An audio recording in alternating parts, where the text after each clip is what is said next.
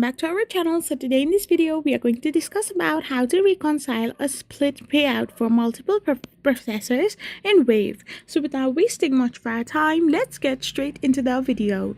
So to reconcile a split payout for multiple processors in Wave, all you gotta do is simply go to Wave. So once you are in your Wave account, all you gotta do is simply get logged in.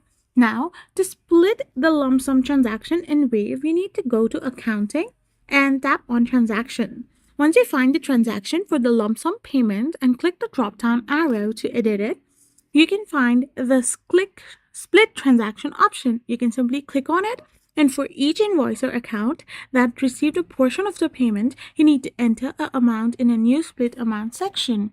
Once you have done this, ensure each split is categorized correctly, such as payment received for an invoice, and select the correct invoice from the drop-down menu. Once this is done, simply click the Save option and you're all set. I hope you found this video helpful, so don't forget to hit that subscribe button and to give us a thumbs up. We will be back again with more informative videos. Thank you for watching.